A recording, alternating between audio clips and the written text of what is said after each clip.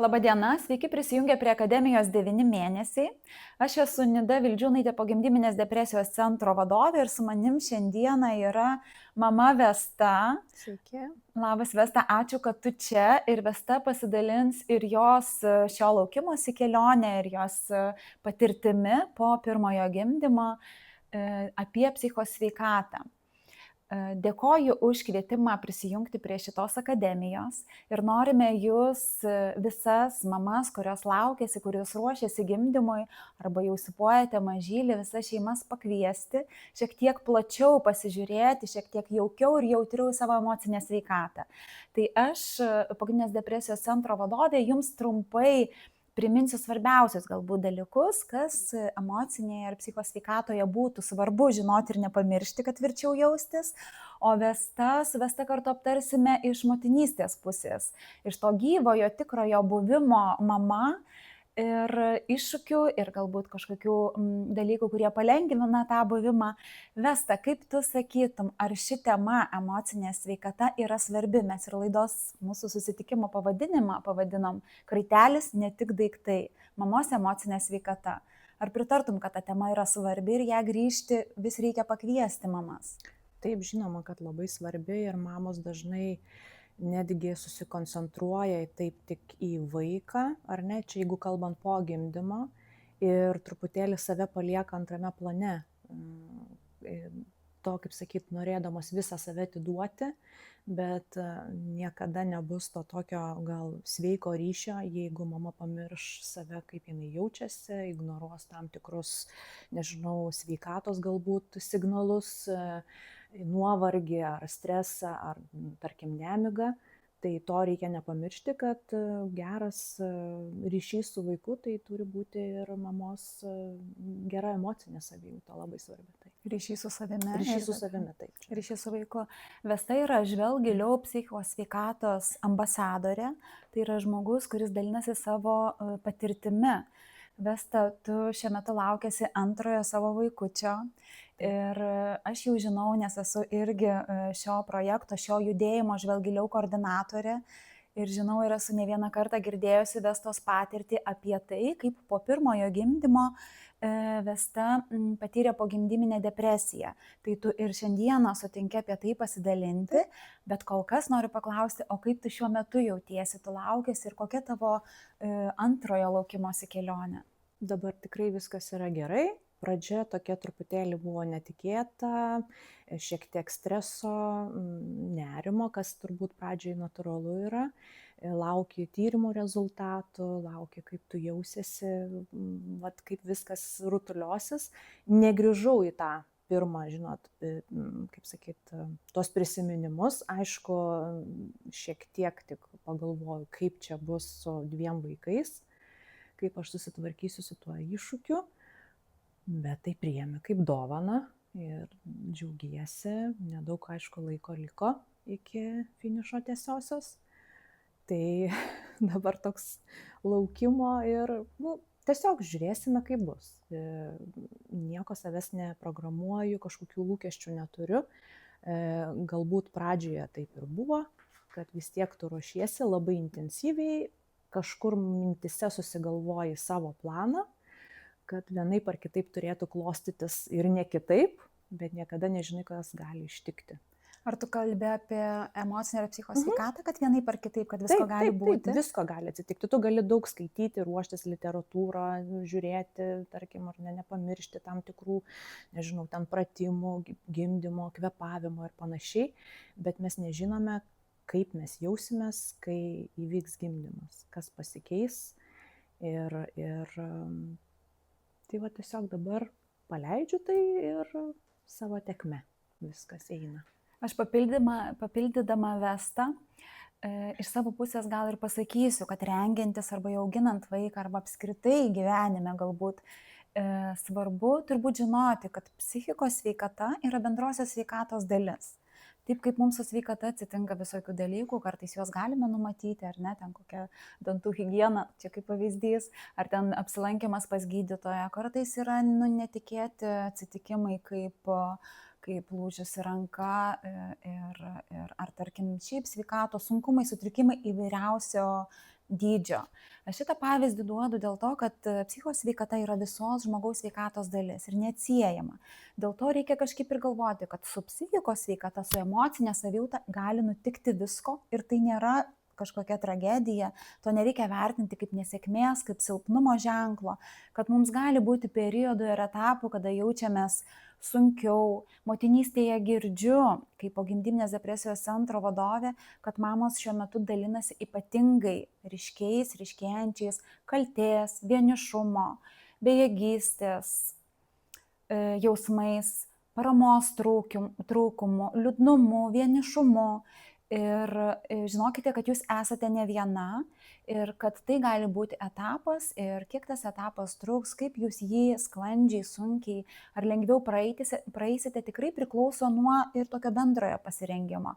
Todėl ir visas, kurios laukiasi ir kurios augina vaikutį, noriu pakviesti pirmiausia neišsigąsti paties žodžio psichikos sveikata, paties žodžio galbūt depresija, nerimas, kur tikrai jau girdim visuomenėje, ar ne tik mes mamos. Girdim, kaip visuomenė vis ramiau priema ir psichikos sveikatą, ir jos sunkumus, taip pat ir nėštumo metu, ir po gimdymo, taip pat gali iškilti įvairių jausmų. Tai aš sakyčiau, kad ir antrindama Vestai, kad svarbu yra žinoti, kad tai yra normalu, arba atskirti, kas jau yra požymiai, kada galbūt reikėtų teirautis pagalbos.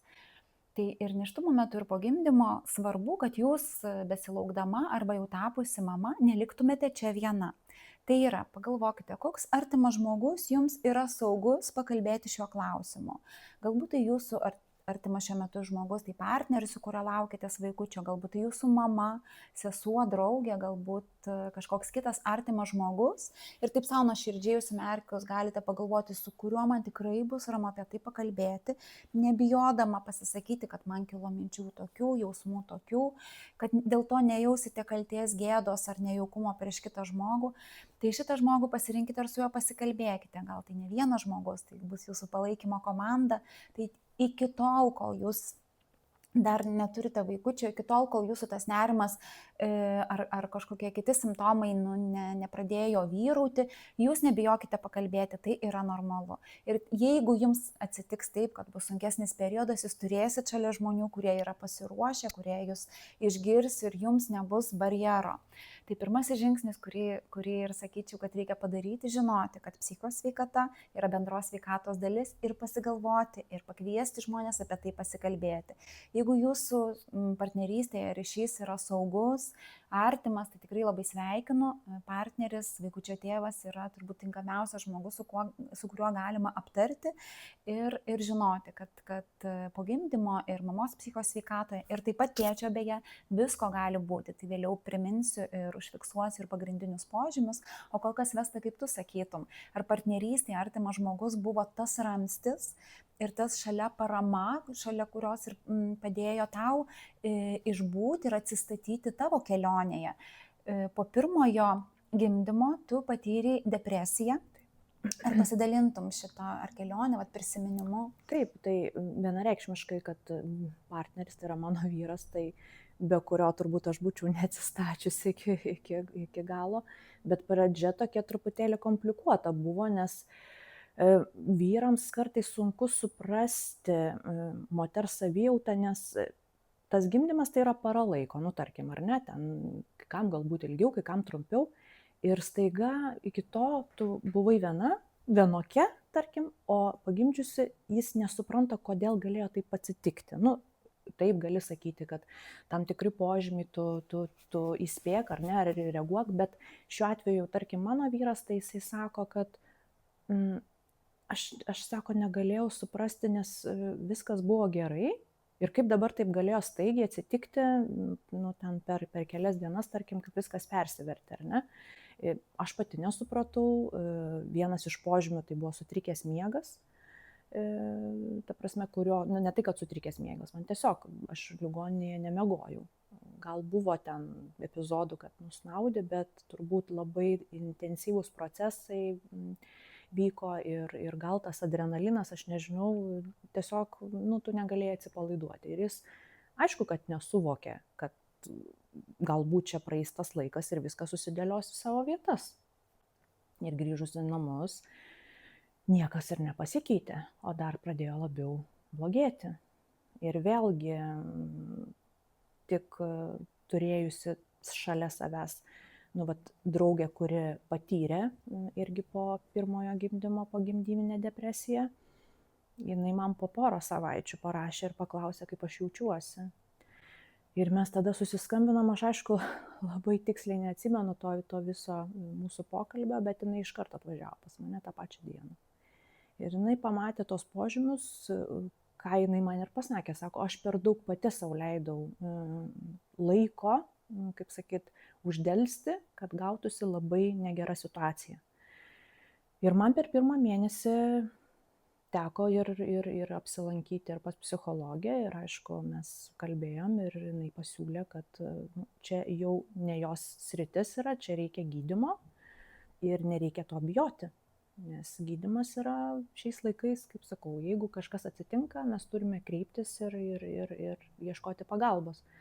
Tai pradžioje tas toks truputėlį gal atstumimas viduje, nes o gal viskas susitvarkys, o gal man nereikia, gal tiesiog tik periodas toks.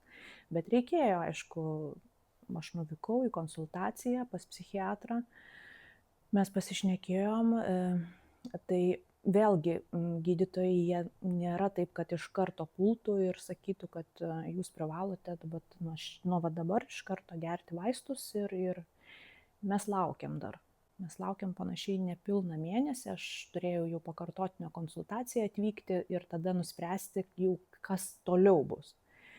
Ir tai būtent dar grįžtant prie draugės, tai tada jinai turėjo tą patirtį, tada jinai irgi ir su vyru mano kalbėjo ir viską, ir mes truputėlį pradėjom mano tą situaciją, kaip sakyt, bandyti lengvinti, kad jisai prisidėjo prie naktinio miego. Pradėjom dalintis, žodžiu, kad nebūtų tik tais vien mano atsakomybė vaikas ir tuo pačiu, kad aš pailsėčiau, bet gavosi toks įdomus dalykas, kad man dar prisidėjo nerimas labai stiprus ir kai aš galėdavau šiek tiek naktį, tarkim, pamiegoti, žinodavau, kad tuo metu yra vyras su vaiku, aš pradėjau busti. Nemiegoti, ten po pusvalandžio ir viskas, ir ateini ir atrodo, kad ten tau kad vaikas verkia, nors jisai miega, ramus. Ir vyras taip į mane žiūri ir sako, ko tu nemiegi, kodėl tu ateini. Jis irgi nesuprato, jis, kaip sakyt, man suteikia pagalbą, o čia tu, sako, keliesi, kodėl, miegok. Ir viskas, ir tada po to nepilno mėnesio aš jau grįžau ir pasakiau, kad atsirado dar papildomi. Prisidėjo tie. Psichiatrija jau taip? Taip. Tie jausmai ir tas nerimas ir išsiekimas, aišku, iš to, nes vis tiek tu nepailsi. Ir mes turėjom medikamentinį gydymą pradėti. Dėkui, Vesta. Tai aš įsiterpdama vėl noriu pasakyti, priminti, gal ir užfiksuoti, kad pogimdyminė depresija, tai kai kalbam apie pogimdyminę depresiją, visada galim žinoti ir kad tai yra plačiau apie ir kitus gal sunkumus ar sutrikimus, kurie būdingi nėštumo metu ir po gimdymo. Tai ir pogimdyminė melancholija, ir ta pati depresija, ir nerimo sutrikimas, galbūt potrauminio streso, psichozė, tai tokie yra populiariausi arba dažniausiai pasireiškiantys sunkumai. Ir būtinai noriu pasakyti, nors žodis pogimdyminė depresija tarsi suponuoja, kad sunkumas gali atsirasti tik po gimdymo, Vestos istorijoje, Vestos patirtyje tai taip ir atsitiko, tačiau net apie 35% pirmųjų požymių pasireiškia dar nėštumo metu. Tai reiškia, kad jūsų laukimosi laiku yra pats tas laikas pagalvoti, kaip jūs jaučiatės, fiksuoti sunkius jausmus, kurie gali būti nerimas, ką minėjo Vesta, po nerimu dažnai slepiasi pogimdyminė depresija. Tai yra nerimą pastebėti yra paprasčiau ir greičiau. Tas nerimas gali reikštis elementariu žmogišku nerimastingumu, nenustygimu vietoj, greita kalba, kai jau yra kūdikis su rūpesčiu kūdikiu nuolatos, jausmas, kad vis jam kažkas negerai, tai jausmas, kad niekas nesiseka, ieškojimas nuolatinis bėdų, problemų, ligų, tai dažnai pastebi gydytojai, jeigu jūs jaučiatės vidinį tokį, kaip pasireiškia nerimas, tai irgi gali būti, kad jūsų tas sunkumas jau yra ties tam tikra riba, kur galbūt reikėtų pagalbos kreiptis. Tai nėštumo metu fiksuoti tokius dalykus ir stebėti, o po gimdyminės depresijos pagrindiniai simptomai yra kaip ir paprastos visų žmonių depresijos, tai yra ta pati depresija, tiesiog tuo jautresniu laikotarpiu tam tikrų specifikų yra.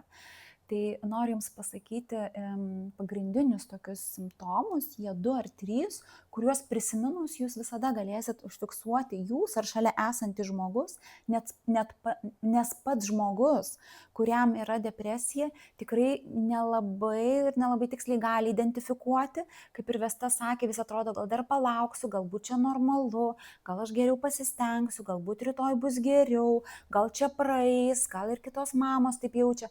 Tai ta tokia abejonė, ar čia tikrai tai, ką vadina kiti depresija, tai gali būti, kad tai gali sutrukdyti žmogui kreiptis pagalbos. Tai aš priminsiu tuos simptomus, už kurių reikėtų užsikabinti ir kuriuos fiksuoti. Tai pirmas depresijos toks požymis yra malonumo jausmo netekimas. Tai yra, kad jūsų nebedžiugina dalykai, kurie anksčiau džiugindavo. Arbata, ateis draugė džiuginti, pokalbis ten su kažkuo, arbatos puodelis, gėlės ar ne knyga ir kažkaip kelionė. Ir kai tu lauki dalyko, arba jis vyksta, arba jau po to tu jauti tokį džiaugsmo, malonumo jausmą. Depresija yra sutrikimas, kai tas malonumo jausmas yra sunkiai atrandamas, tarsi tau niekas nebedžiugina, niekas nebeįdomu, viskas tokioj būsenoj. Kitas dalykas yra energijos kiekis, jisai ryškiai sumažėjęs ir tampa sunku atlikti kasdienius paprastus dalykus. Atsikelti iš lovos, nueiti į dušą, susiruošti į lauką, prižiūrėti kūdikį, pakeisti sauskelnes, kažkokį darbą padaryti, susitvarkyti lentyną, susišukuoti. Tiesiog elementarūs kasdieniai buitiniai darbai kelia sunkumą ir atrodo, kad nebėra energijos jėgų tą daryti, nebesinori nieko daryti. Jeigu toks jausmas yra iš jūs jį fiksuojate arba iš šalia mato, irgi žinokit, kad tai yra jau toks depresijos požymis.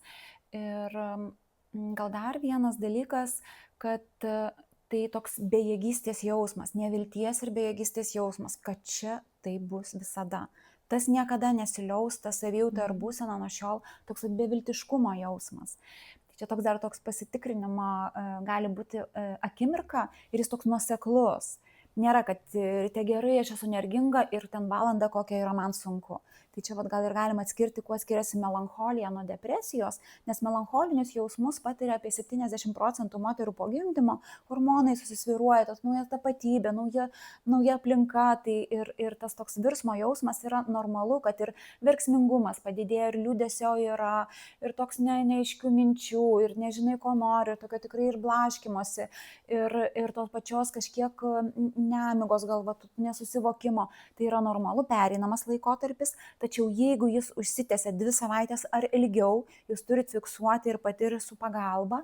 Ir jeigu tai yra, kaip ir sakiau, nuoseklus nuolatinis jausmas, jeigu jums padeda kažkas, suteikia galimybių laisvai išsimiegoti ir jums tai nesigauna, jeigu jums perima kūdikio priežiūra ir vis tiek jums neatsiranda nuotaika, energija ir jėgų, jeigu jums pagalba suteikia tikrai jau elementariai ten visą dieną ir vis tiek jums blogai, jeigu jums nuosekliai arba prastėja, arba laikosi bloga nuotaika, nepadeda jūsų savijautai, jeigu turite aplinkui pagalbos ir paramos, tai žinokit, kad tai gali būti taip pat pogimdyminės depresijos tokie ryškesni simptomai, į kuriuos jau reikia fiksuoti ir stebėti.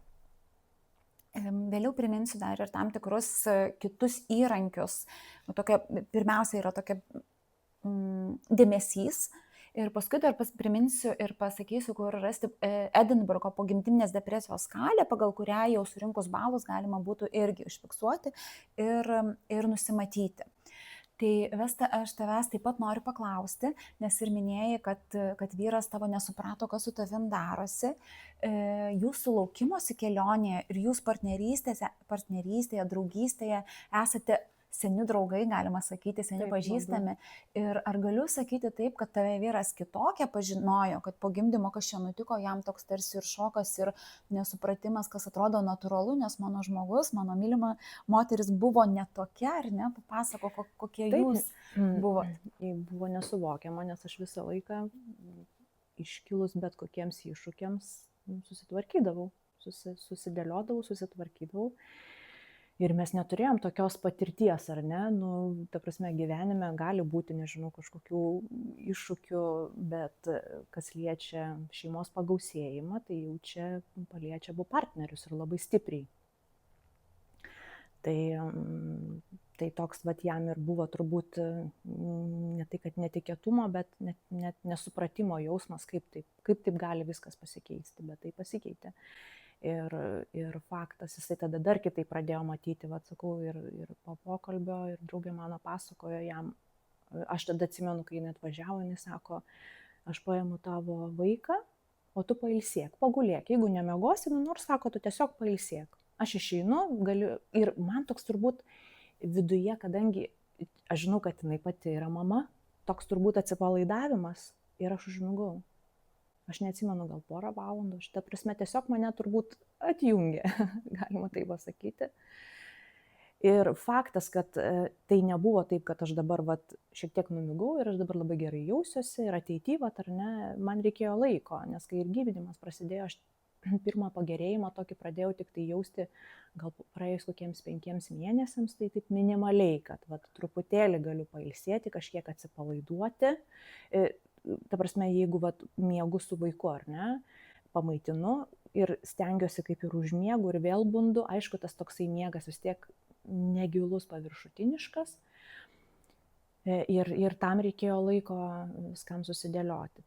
Ir vyras po to, kuo toliau, tuo jisai stipriau įsitraukdavo ir buvo, aš atsimenu, net tokių dienų ir ne po vieną, kai jisai pramiegodavo visą naktį.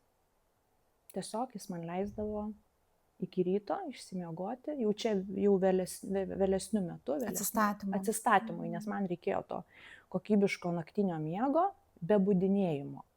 Nes natūraliai tu turi nubusti, žinot, kita mama gali tiesiog ten prasimerkti, pamaitinti vaiką ir toliau užmigti ramiai.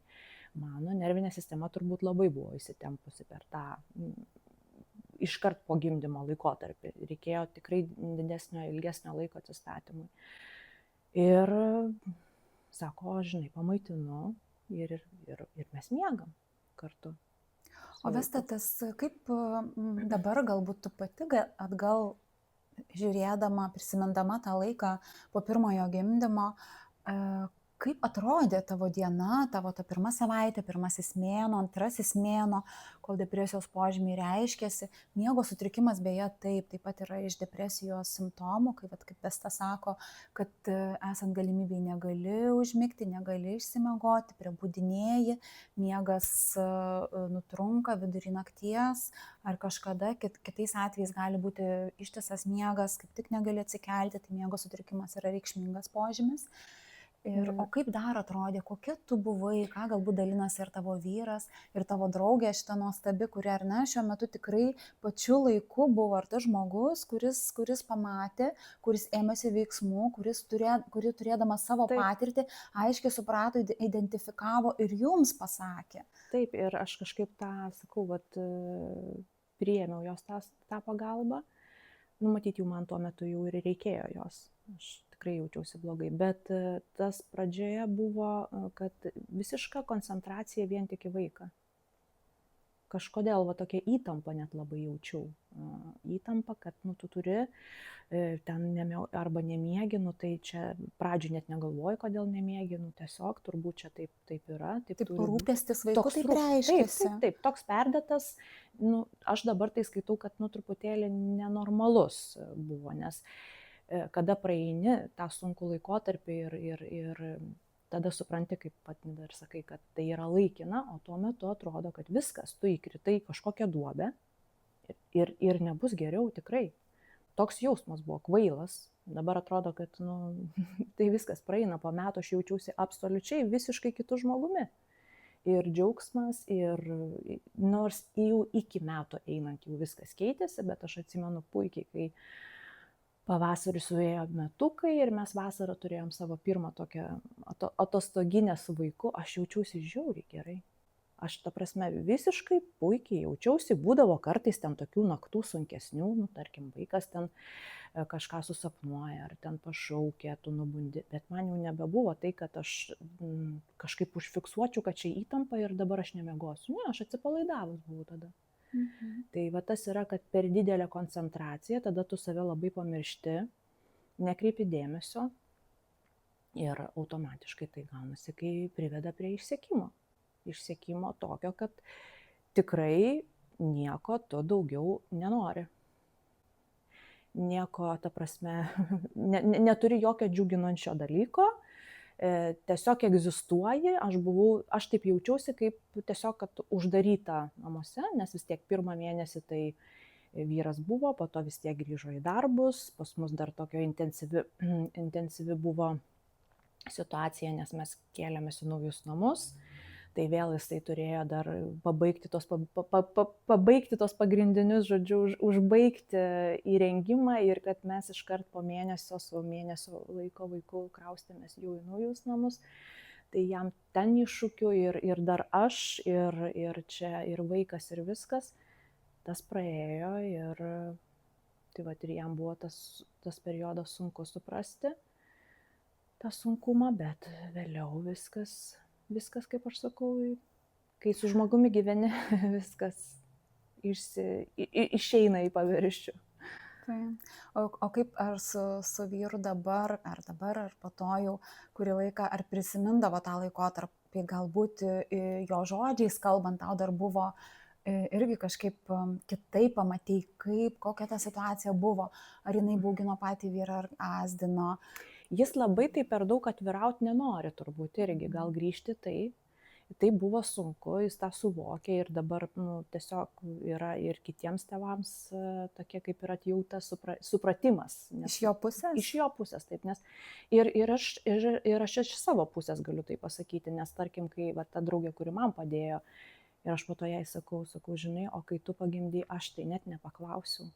Jis sako, neįmanoma paklausti, todėl, kad tu neturėjai tos patirties. Tu nežinai.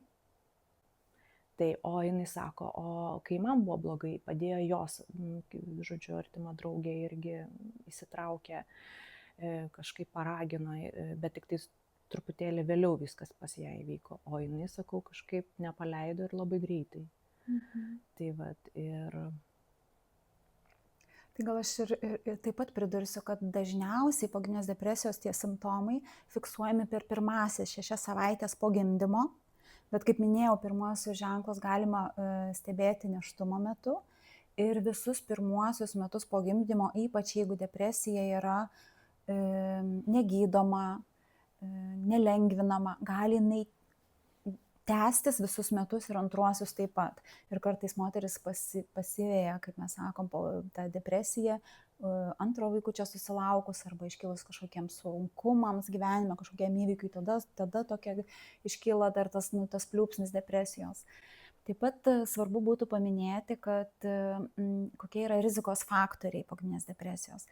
Vesta kažkiek ir užsiminė, kad iš tikrųjų nėra svarbu, kelinto vaiko jūs laukiatės. Nedaro įtakos, ar jūs ruošiatės vaiko ateimui ar ne, kiek paskaitų lankėtės, kiek apsipirkote ar ne, kiek susirašėt. Svarbu yra saugumo jausmas, kaip jaučiatės saugi, kokia yra palaikanti jūsų aplinka, ar neturite socialinių iššūkių, kaip kad ar finansinių, ar kažkokių žmonėms visokių situacijų būna, ar nepatiriate toksiškų arba smurtinių santykių, čia yra labai labai didelė rizika. Ir jau iš pačios psichikos sveikatos rizikos faktoriai yra laikomi, jeigu jūs esate turėjusi iki šiol savo gyvenime pogimdyvinės depresijos ar kitų psichikos sveikatos sutrikimų, kurie ar gydytės, ar turėjot patirčių, taip pat jeigu jūsų giminėje, mamos giminėje, žinote, kad mama turėjo depresiją, močiutė iš mamos linijos, jeigu yra anamnezėje psichosveikatos sutrikimų. Tai tokiais atvejais turėtumėte jūsų šeimos gydytojai, jūsų akušeriai ginekologai, jūsų psichologai ar net nueiti pas psichiatrą ir aptarti šitos rizikos faktorius ir turbūt tuo metu jau pasižiūrėti, kad atidžiau reaguoti į kažkokius simptomus pasireiškiančius, tiesiog priimti tą faktą tokį ir atidžiau stebėti savo savijautą. Ir Vesta, tu minėjai, kad draugė, koks gražus tas draugės pagalba, tavoje istorija tikrai šildanti ir guodžianti. Draugė minėjo, kad neįmanoma tau žinoti. Aš gal norėčiau tavęs paklausti, kaip manai visgi, galbūt neįmanoma žinoti, kol dar pati nesi mama ir nesi pasiruošusi, bet kaip aš pritartum, kad aš teigiu, kad visgi tas informacinis pasirengimas gali suteikti jėgų, žinojimo jėgų. Taip. Tai kad jeigu laukėsi ir pirmą kartą, jeigu tu jau žinai žinių, perskaitai, sužinojai, tai pakviesk vyrą tą sužinoti ir galbūt artimą aplinką ir tada būsi jautrusis tas stebėtojas, kur kažkam galbūt ir padėsi taip pat atpažinti, ar pritartum. Taip, jinai tik tai turėjo tą omeny, kad tokio jausmo negali suprasti. Natūraliai, taip, nes, tarkim, tu nesi mama, o kitas žmogus tampa mama ir gimsta vaikas.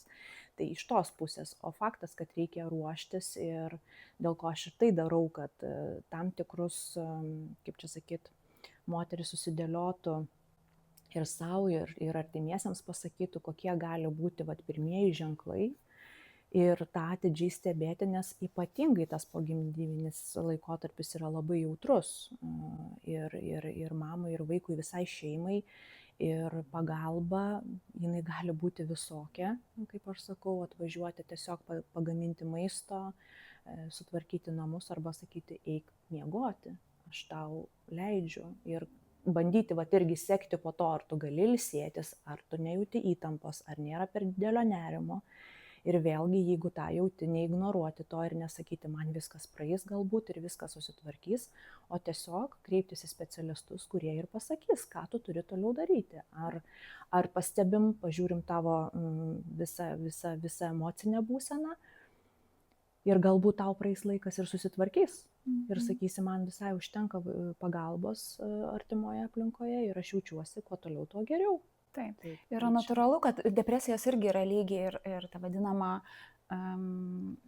mažas depresingumas arba aukštas depresingumas, kada jau reikia ir medikamentinio gydymo. Užsiminsiu apie Edinburgo pogimdyminės depresijos skalę. Pogimdyminės depresijos centro tinklalapyje yra skiltis polapis pasitikrink. Jūs galite kiekviena užsukti ir tą skalę, tą tokį klausimyną užpildyti ir gauti tam tikrą balą. Vesta šiek tiek užsiminė ir apie specialistų tokį įsitraukimą ir stebėseną. Tai šiuo metu Lietuvoje ir jūs kiekviena, jeigu laukėtės arba auginat kūdikį, jau turėtumėte būti sveikatos sistemoje stebima, rizikos faktoriai turėtų būti stebimi jūsų sveikatos apžiūroje. Jeigu esate nėščia, tai akušeris ginekologas ar šeimos gydytojas jūs taip pat duotų šitą Edinburgo pogimdyminės depresijos skalę. Tai yra vienas populiariausių visame pasaulyje pogimdyminės depresijos įvertinimo klausimynų. Jis naudojamas ir mokslinėje veikloje, ir tyrimų, ir sveikatos specialistai, kaip minėjau, bet ir pats žmogus, pati mama ir aplinka gali jį naudoti tokiam pradiniam įsivertinimui ir susivokimui. Ir jeigu auginate jau vaikelį, kūdikėlį supuojate ir einate į apžiūrą pas šeimos gydytoją ar pediatrą, taip pat ar gydytojas ateina pas jūs į namus, ar galbūt slaugytoja taip pat turėtų teirautis apie jūsų emocinę sveikatą ir Edinburgo pogimdyminė skalė turėtų jau nuosekliai įeiti į jūsų apžiūros tokią rutiną, tai jūs jos neįsigaskit, tačiau gal verta žinoti, kad Edinburgo skalėje 12 balų yra tas skaičius, kuris suponuoja ir rodo, kad jau truputį padidėja ir reikėtų stebėti. Tai pasidarykite klausimyną ir kitą savaitę, ir dar kitą. Ir čia svarbu prisiminti, kad jeigu stebite 12 ir daugiau balų pagal Edinburgo pogimdyminės depresijos skalę ir tai tęsiasi 2 savaitės, jums nereikia galvoti, ar čia jau pakankama, galbūt praeis, ar čia tikrai depresija. Nusimkite šitą naštą, tai yra pakankamas ženklas, kad jūs galite pasikalbėti su psichologu, taip pat su akušeriu ginekologu arba savo šeimos gydytoju. Jie visi yra gydytojai ir yra pajėgus jums atsakyti šitos klausimus, jeigu nenukreips. Tai svarbu yra šitą irgi skalę žinoti, turėti šalia, įsivertinti ir nebijoti kreiptis į psichosveikatos specialistą arba kitą sveikatos specialistą, kad padėtų jums dar geriau suprasti jūsų savijautą arba jos lygį, galima taip sakyti. Psichiatras yra dar vienas specialistas, kai Vestos istorijoje, tai ir psichiatras yra tas specialistas, tas gydytojas, ne psichologas, ne psichoterapeutas, ne psichoanalitikas, o psichiatras yra tas gydytojas, pas kurį reikia specialiai registruotis, arba jį siunčia psichologas ar šeimos gydytojas. Jūs galite registruotis ir pas psichologą, ir pas psichiatrą, ir pati, ir be jokių siuntimų. Tiesiog turite žinoti, kas yra jūsų psichosveikatos centras, kas tas gydytojas nemokamas, kuris turėtų jums padėti. Tai psichiatras yra tas, kuris diagnozuoja, kuris nustato sutrikimą ir kuris gali skirti medikamentinį gydymą. Ir Vesta, vėl noriu prie tavęs grįžti. Nors tu taip su džiaugsmu sakei, kad pirmosius metus sūnaus, kai šventėt, jau buvai visai kitas žmogus, jau tokio atsistatymo kelionė praėjusi ir džiaugiaisi jau, kad grįžai pati į save ir turbūt šeima į savo tą tokį vienetą jau pažįstamą. Bet, žinai, iš šono skambant metai laiko netrodo greitai. Ne. Tai tikrai yra kelionė. Taip, tai yra kelionė, reikia suprasti tai, kad jeigu jau atsitiko toks sutrikimas, kad nesitikėti labai greitų rezultatų. Galbūt, nežinau, negaliu to komentuoti, galbūt gydytojai galėtų sakyti, kad yra kažkoks laiko tarpas, per kurį tu ten galėtų maksimaliai greitai, ar ne, atsistatyti, bet šiuo atveju, mano atveju, tai faktas, kad medikamentinis gydymas tai pradėjo veikti po truputėlį, tu turi priprasti, pasirinkti tam tikrą, tarkim, vaistų kiekį, kuris atitinka tavo organizmui, kad tu gerai jautiesi, kad išvengti šalutinių poveikių ir panašiai. Man pasisekė šiuo atveju, kadangi pats vaistas buvo atitaikytas labai taikliai, neturėjau kažkokių nusiskundimų ar šalutinių poveikių, viskas įvyko savaime, tik prireikė 2 metų. O galiu paklausti, ar tu pati krūtimi žindei sūnų? Aš negalėjau. Pradžioje sunkiai sekėsi žindyti labai. Aš net gulėdama ligoninėje turėjau gydytoją, vaiko gydytoją tuo metu, kuri prižiūrėjo. Naujagimį pasakė, kad sako, jūs tada turėtumėte primaitinti mišinėlių. Pas mus, sako, yra tokia galimybė. Tai ką aš norėčiau pasakyti, aš, kai buvau kursuose, negirdėjau nei vieno pasakymo, kad jeigu jums iškiltų kažkokių sunkumų, kad jūs žinotumėte, kad gydymo įstaiga turi tą galimybę, kad jūsų vaikas nebūtų alkanas, mišinėlio tą paruošimą, tu gali ateiti, pasiimti kiekį pagal tą naujagimio skranduką. Tai to nebuvo, man pasakė gydytoja. Aš tikrai negalvojau, kad čia dabar blogis, kad man reikia kažkaip stengtis. Neišėjo, pati pradžia buvo sunki. Kada jau man prasidėjo medikamentinis gydymas, tai jau buvo panašiai 1,5 mėnesio praėjo. Nuo gimdymo. Nuo gimdymo, tai aš tą 1 mėnesį po kažkiek laiko truputėlį stengiausi vis tiek, kiek įmanoma, vaikas žindė ir tik tiek, kad pas mane fiziologiškai nebuvo turbūt tiek, kad vaikui užtektų. Kiekvieną savo kelionėje turim savo, aš tai gal norėjau pasakyti, kad medikamentai yra suderinami su žindymu. Taip, yra kai kurie. Taip, kai kurie tai psichiatrai turi tą žinoti, galima pasitikrinti. Ir jeigu pasitaikytų jums specialistas, kuris galbūt sakytų, kad nesuderinama, galima ir kito specialisto ieškoti, žinokit, kad medikamentinis kelionė taip pat yra suderinama.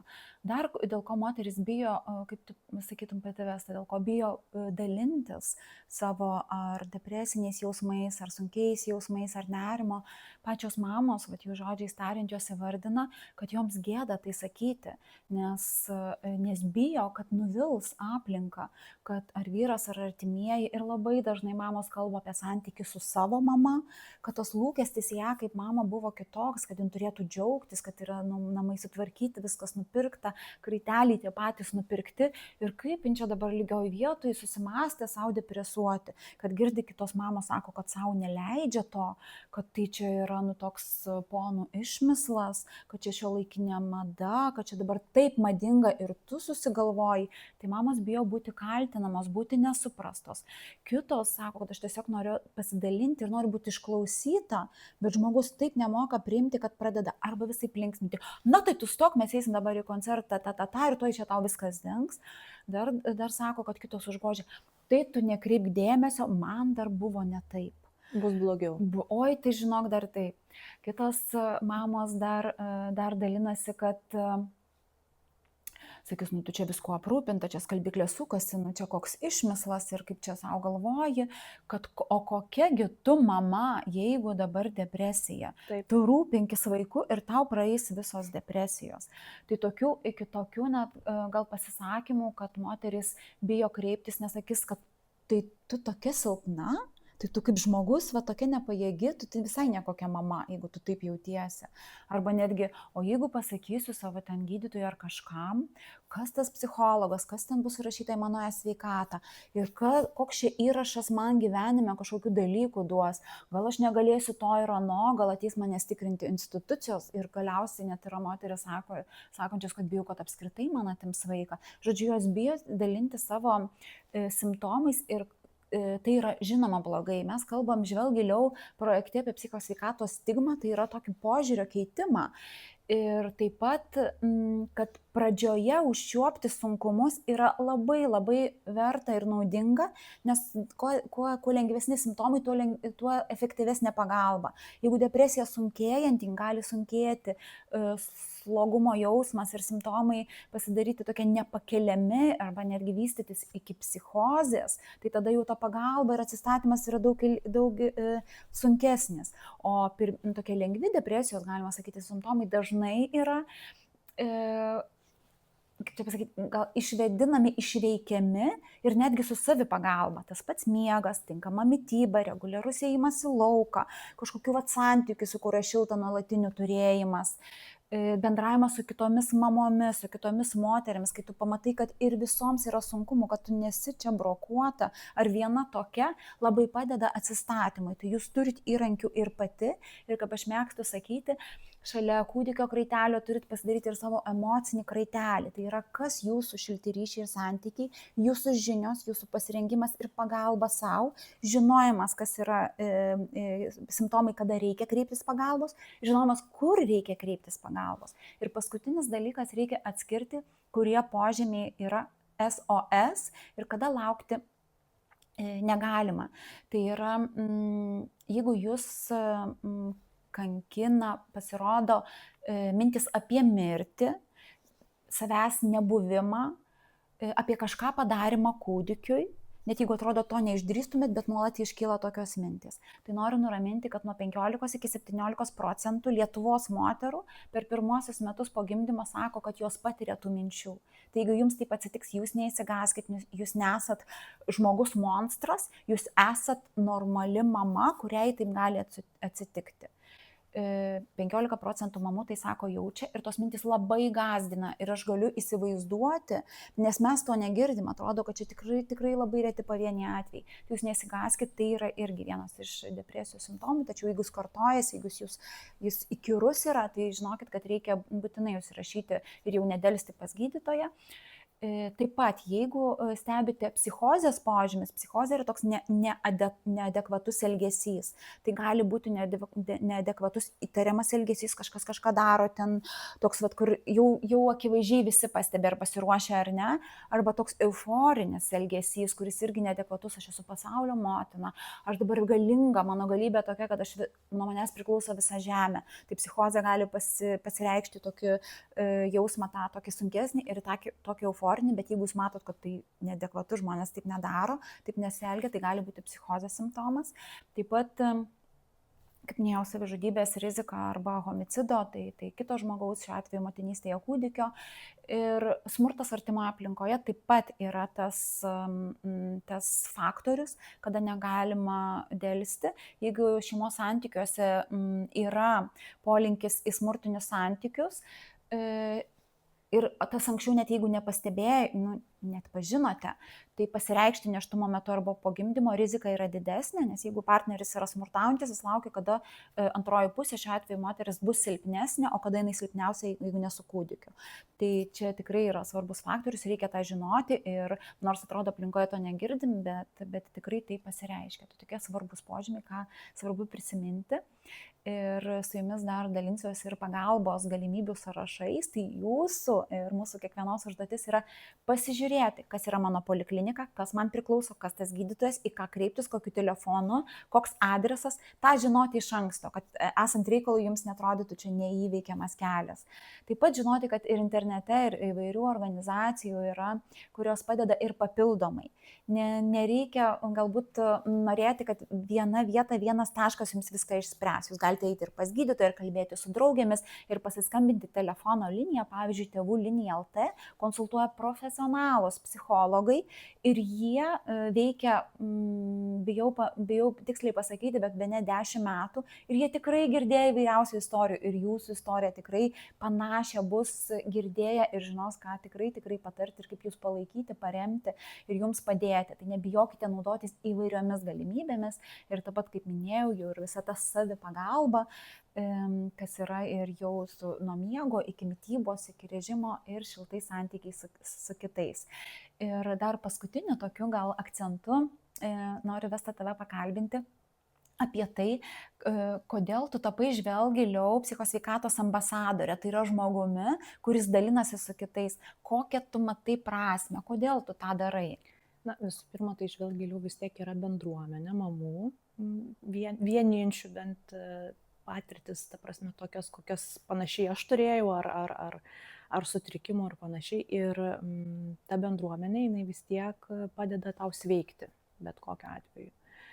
Tu daliniesi savo istoriją, tu palengvini viduje savo jausmą. Ta aš labai patyriau per pirmuosius kartus, kai dalinausi savo būtent savijautomis, kaip aš jaučiausi, kas man padėjo ar ne, ir koks gydymas ir panašiai. Tai aš nebijau to pripažinti, neskaitau, kad tai yra kažkoks silpnumo ženklas. Aš atrodo, kad žmogus privalo rūpintis savimi, o ne ignoruoti ir vaidinti, sakyti, kad man viskas gerai. Kaip turbūt ankstesniai visuomeniai buvo priimta neigti tam tikrus dalykus, ar ne, ir šeimose ir panašiai. Ir dabar labai džiaugiuosi, kad tas požiūris iš tikrųjų keičiasi. Ir Žvelk giliau yra apie tą bendrystę mamų ir mano, nežinau, kaip ambasadorės misija ar noras, tai tiesiog mamas paskatinti nepamiršti savęs, atkreipti dėmesį tam tikrus dalykus. Ir aš tikrai nesakau, kad čia dabar man taip atsitiks ir kažkam kitam, kažkam atsitiks, kažkam galbūt ne. Visokių tų patirčių būna ir aš labai džiaugiuosi, kad tos patirtis tik tai būtų geros ir smagios ir viską. Tikiuosi, su antru vaiku vėl turbūt bus viskas kitaip, nes tą patirtį, kokią aš turėjau, tai jinai vis tiek savotiškai užgrūdina kaip moterį. Bet kokiu atveju tu tada savęs jau nepalieki nuošaly. Aš pradžioje buvau tokia jautresnė, uždaresnė, o su antru nėštumu tapau tokia atviresnė ir kaip tik komunikuojanti savo jausmus, kaip aš dabar jaučiuosi, laukdamasi, ko aš nepamiegojau, nepailsėjau. Galbūt kažkas kitas padarys tą ir tą. Man sunku, aš įvardinu, tai yra natūralūs dalykai, natūralūs procesai ir mes neprivalom vilkti visos naštos ir vaidinti kažkokią super moterimi, kad aš viską susitvarkysiu, viską padarysiu, o iš tikrųjų viduje lūžti nuo per didelio to svorio. Tai jeigu tai padės kažkam atkreipti dėmesį apie, nežinau, tą patį nemigą, galbūt ligoniniai gulint irgi kažkas panašiai jausis, kad nelaukti, nebijoti, kad čia kažkas su manim negerai, mažiau žiūrėti socialinių tinklų ir Instagrame, ten tos informacijos yra be proto daug.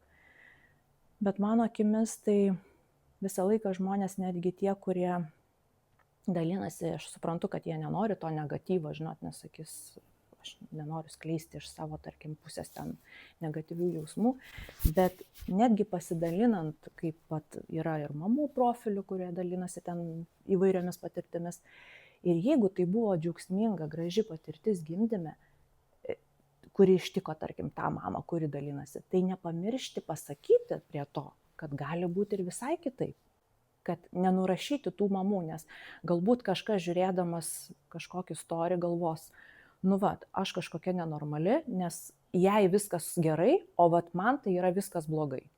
Tai vat tas lieka už kadro. Atrodo, Tikrai, aš kažkaip pritarčiau irgi, dar mėgstam kartais pasikalbėti apie tą vadinamą tobulos mamos mitą. Taip. Arba instagraminę motinystę, kur tikrai atrodo, kai daliniesi viešumą, nu tai pažiūri, kad ten būtų gražesnis kampelis, šypsena, ar vaikelis toks koks mielesnis, ramus, gražesnių, ramus, gražesnių tų akimirkų. Bet kai mes matom tik tai gražias akimirkas, o jeigu pirmą kartą mamos, tai atrodo, kad motinystės pasaulis yra iš gražių akimirkų. Kad motinystė, tai čia gal visai, nežinau, ar pritartum, pabrėžčiau, kad mes pamirštom tą dvigubą tą jausmą, ambivalentiškumą, kad motinystėje į tą krepšį reikia sujungti ir motinystės išsipildymą, didelę meilę, svajonę, tokią tikrai troškimą, nuojautą, tą tokią vidinę išmintį, galę, svajones, viską, kas tokia ištvermė, stiprybė netgi, ar net didžiulė meilė, nauja transformacija, kad visus tuos iškilius, kilnius, gražius ir didingus motinystės jausmus, jie niekur nedingsta, jeigu šalia yra kaltė, bejėgystė, pasimetimas, baimė, netikrumas, apgailestavimas, mintis, kad o kodėl aš čia dariau, gal aš bloga mama, kad visą tai sujunkime į vieną, kad dera šalia ir didžiulė meilė kūdikiui ir kaltė vidinė. Nuovargis gali būti tas pats. Nuovargis tas pats. Taip. Kad neišsigąstų, kad jeigu kažkoks sunki mintis, kad viskas, motinystė tokia yra ir kitaip turbūt nebūna, ar ne? Ne, ir neįsigąsti netgi to, kai, tarkim, vaikas gimsta ir man buvo toks jausmas, žinot, gimė taip, viskas yra gerai, praėjo tas skausmas, atrodo, viskas baigėsi tuo metu, ar ne, tu jautiesi išskridusi kažkur į kosmosą, bet, tarkim, aš galiu nuoširdžiai pasakyti, kad man nebuvo taip, kaip būna kitoms mamoms, kad sako, bet aš pajaučiau, žinai, tą tokią meilę didžiulę užplūdo mane ir man ta meilė palaipsniui augo. Vaikas yra dabar tai neatsiejamas, ten beprotiškai jį myli ir galvoji kitaip, dabar aš nenorėčiau gyventi, atsukti laiko atgal, tikrai ne. Bet ir neįsigąsti to, kad jeigu tu pagimdžiusi vaiką, nejauti to iš karto, kad negalvoti, kad gal tikrai man čia, žinai, tikrai kažkas su manim negerai. Tai visom yra skirtingai, vienoms mamoms vienaip, kitoms mamoms kitaip būna. Ir priimti tai, tiesiog priimti kaip normą ir kiekviena mama bus pati geriausia mama savo vaikui, bet kokiu atveju. Nuostabi gaida. Aš dar šiek tiek gal patikslinsiu ir papildysiu tave, Vesta, dėl Žvelk giliau. Žvelk giliau yra Lietuvos Respublikos sveikatos apsaugos ministerijos judėjimas ir Žvelk giliau viena iš komandų, tai yra mano atstovaujama, mano koordinuojama yra mamų komanda. Ir mes, kaip šį kartą su Vesta, taip su kitomis mamomis, kurios yra patyrusios ir vienišumo patirtį savo motinystėje, vienos mamos, melancholijos, pagrindinės psichozės, nerimo, potrauminio sutrikimo, įvairius. Dalinasi, kaip šiandieną Vesta, bet Žvelk giliau apima ir daugiau komandų. Ir kitos komandos kalba apskritai, kiti žmonės, ambasadoriai kalba apskritai apie psichikos sveikatos sunkumus ir sutrikimus, gali būti visai kitokius, apie savižudybės, priklausomybių patirtį, apie sutrikimų psichikos sveikatos, apie jų gydymo ir atsistatymo kelionę, nebūtinai susijusių su motinystė. Tai jeigu jūs matysite Žvelk giliau renginį, žinokit, kad iš jo visada yra tikra žmogaus patirtis. Ir man atrodo, kad tikra žmogaus patirtis yra tikrai ta, kuri atveria, apdovanoja ir sušildo. Pogimdyminės depresijos centras yra savarankiška organizacija ir mūsų komanda gali veikti ir siekti savų tikslų ir pokyčių ir tame matom labai didelę prasmę, kad būtume atviresni motinystės patirtims, kad padėtume ir šeimoms, ir mamoms geriau, stabiliau ir tvirčiau jaustis. Nes tikrai, ką girdim tokį tėvų pasimetimą, tai noriu padrasinti, kad tikrai, jeigu dėsit pastangų, grįžite savo žinojimą, padėkit savo tapti stabilesniu tėvu, bet tai tikrai padės, jeigu priimsit, kad natūraliai gali būti visko ir tie iššūkiai nėra tie, kurie jūs parodo, kad jūs silpni. Kaip tik, kaip Vesta sako, mane ir sustiprino ir davė daugiau kitokio požiūrio ir jėgų ir drąsos. Ačiū tau labai. Tai aš dėkodama už tai, kad jūs 9 mėnesiai akademijos paskaitoje buvote su mumis, žiūrėjote ir klausėtės Vestos pasakojimo, Vestos patyrimo. Mums labai labai svarbu, jeigu jūs atsakysite į anketos klausimus. Matysite ir anketos apklausos nuorodą ar QR kodą, į kurį labai kviečiam nuoširdžiai, nebijokit pasakyti taip, kaip yra, pasakyti, kas jums šitame pokalbėje buvo naudinga ir padėjo, nes mes savo komandoje ir visus metus, ir tikiuosi dar ir ne vienerius metus, kalbėsime ir toliau, tai tam, kad žinotume, kas jūs labiausiai paliečia, o galbūt atvirkščiai, tai tikrai padėsite mums tai daryti geriau. Aš Nida, pogimdyminės depresijos centro vadovė, atsisveikinu dėkodama jums. Visada daug informacijos galite rasti ir mūsų svetainėje ir mus taip pat paremti.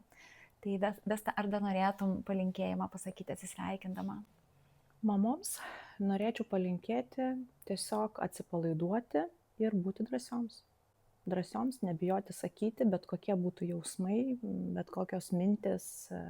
Tai yra labai svarbu, nes visų pirma, jūs sakau, turite mylėti ir saugoti ir save, ir vaiką, ir viskas bus gerai tada abiems. Nepamiršti to. Čia svarbiausia. Ačiū širdingai.